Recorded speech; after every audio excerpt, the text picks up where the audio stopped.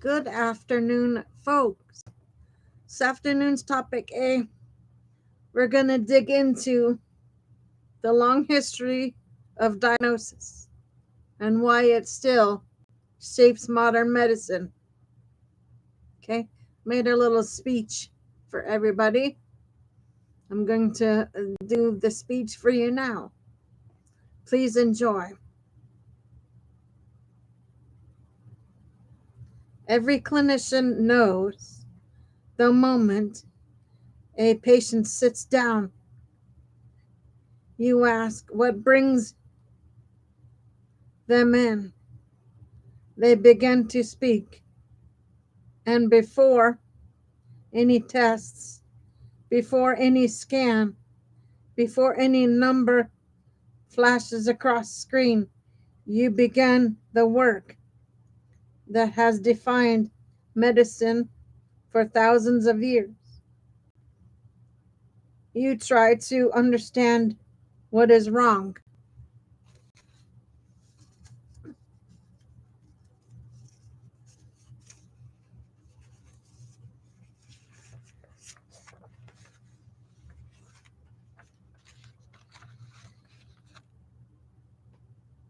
Diagnosis is the quiet engine of modern medicine.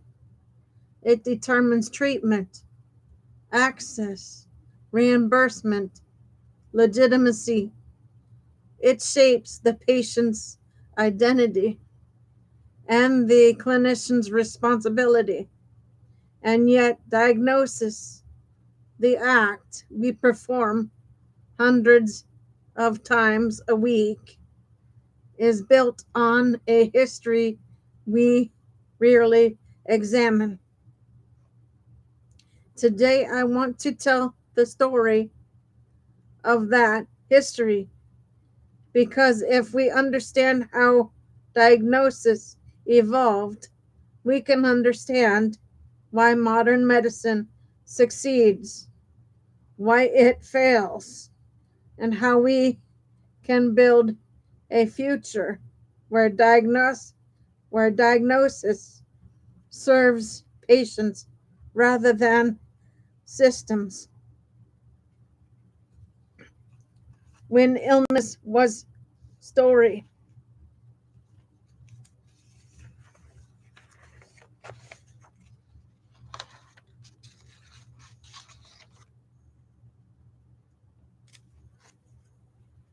Before anatomy, before machines, before data, diagnosis was narrative.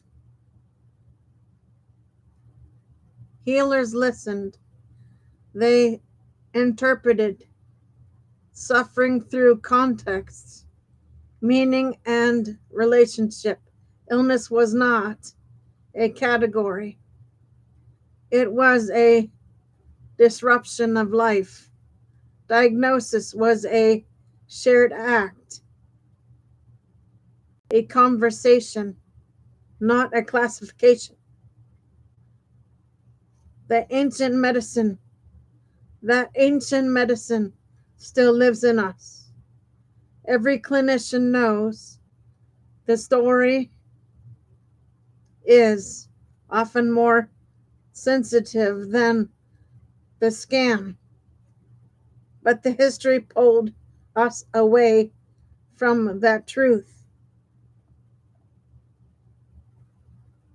The anatomical revolution. Truth moves inside the body. In the late 18th and 19th century, physicians began correlating symptoms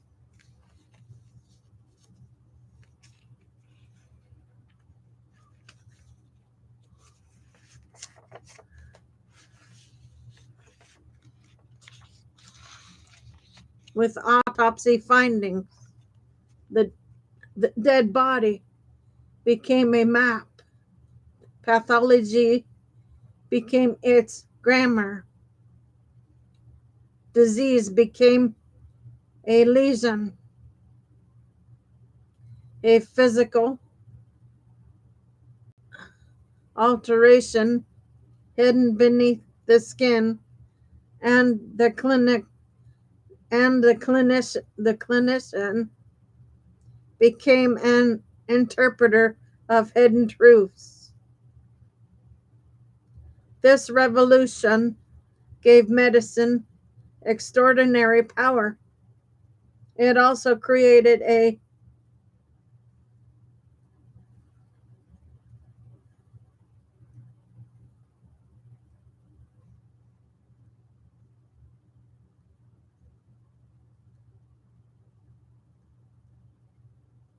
heredity that still shapes care today. What can be seen is trusted. What cannot be seen is doubted. The patient's narrative, the patient's narrative becomes secondary. This is why patients with chronic pain, fatigue, dizziness, cognitive changes, or early autoimmune symptoms still struggle for legitimacy.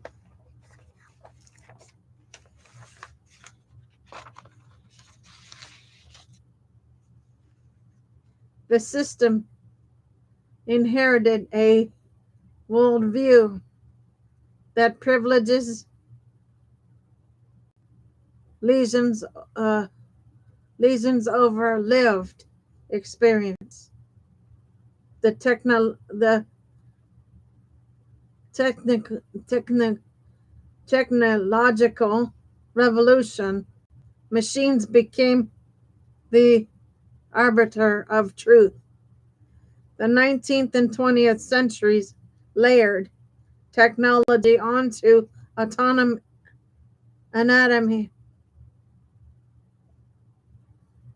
The stereo, the stethoscope extended the clinician's ear. The X-ray extended the clinician's eye.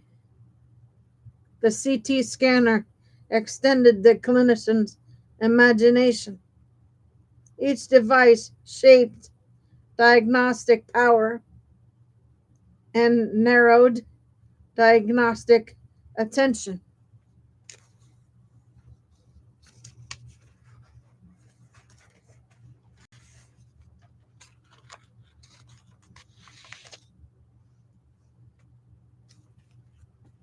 Imaging triumphed, physical exam. Numbers triumphed, narrative. Precision trumped presence. Clinicians still feel this tension. We sit with patients whose suffering is profound, but whose tests are pristine. We know something is wrong. The system tells us nothing is wrong. The conflict is not failure of the clinician. It is a failure of history. The data revolution. Diagnosis becomes a label. By the late 20th century, diagnosis entered a new phase.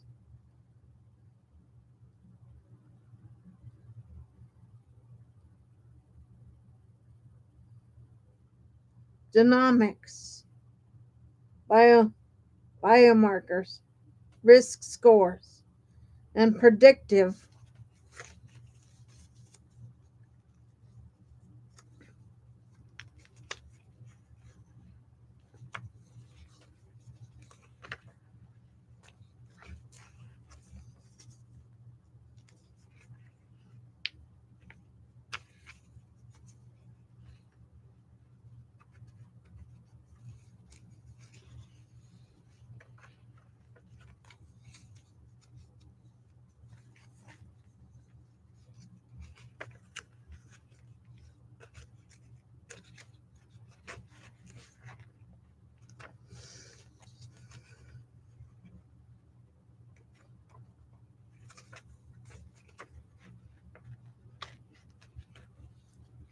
Give me 1 second, guys. These are stuck. Okay. Algorithms framed disease as a pattern rather than discrete entry. We began naming prediabetes, prehypertension, mild cognitive impairment, biomarker positive, but as asymptomatic disease. Diagnosis expanded from identifying illness to identifying risks. Electronic health records turned diagnoses into digital artifacts. Insurers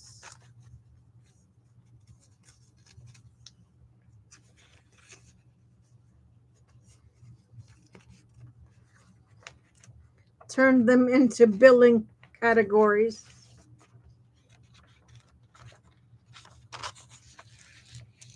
Population health programs turned them into risk scores.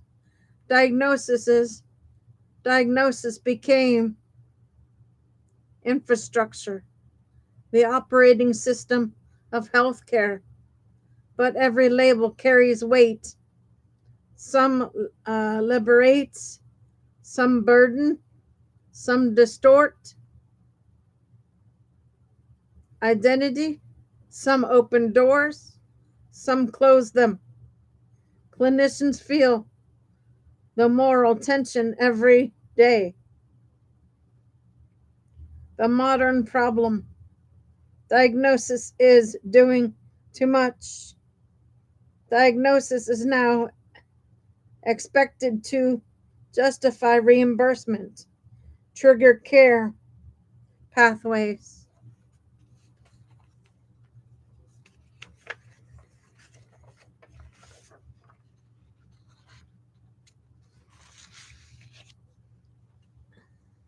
Satisfy quality matrix, feed perspective algorithms, define population risk, structure EHR architecture.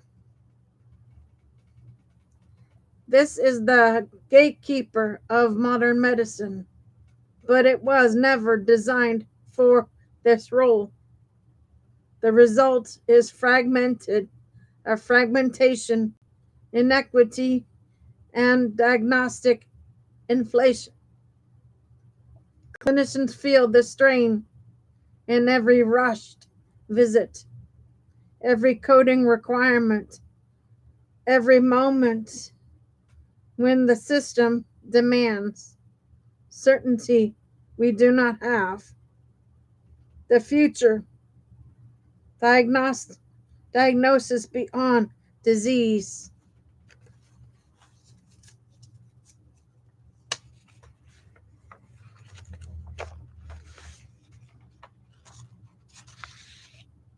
AI will detect disease before symptoms. Multi-omics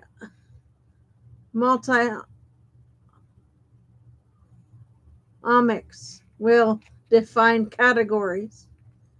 Continuous monitoring will blur the line between health and illness.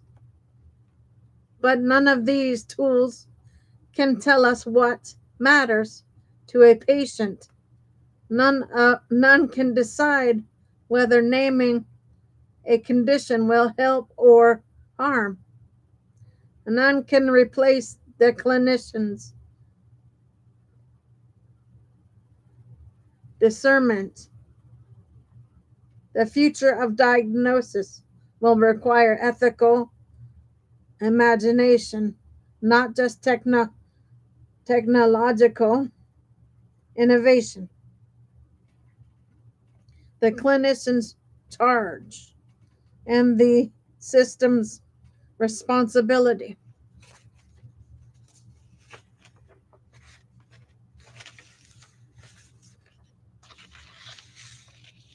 Diagnosis is not merely a technical act. It is a moral act. It shapes how patients understand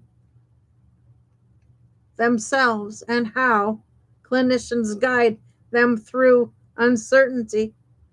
To modernize diagnosis, health systems must reimburse diagnostic reasoning, not just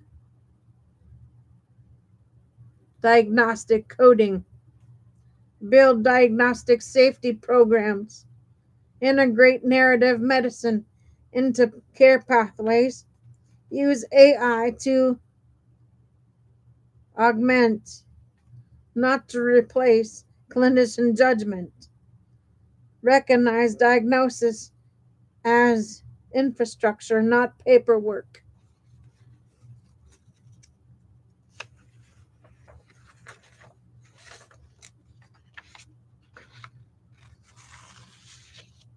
Clinicians must reclaim diagnosis as a human act, informed by history,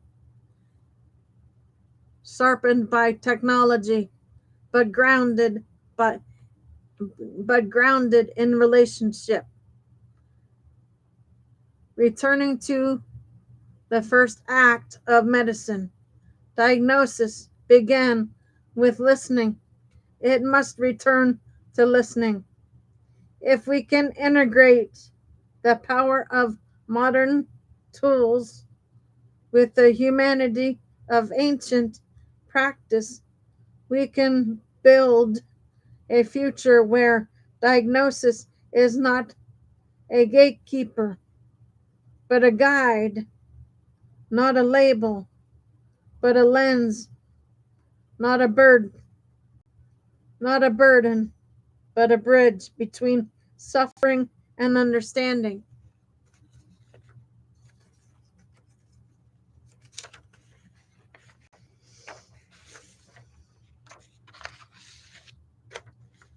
That is the work ahead, and clinicians must lead it. Okay, guys, that is A for you. I'm going to take a little break, and then I'll be back on with B shortly. Okay, so for now, Gator Wellness. Take care, folks. I'll be back on with B shortly.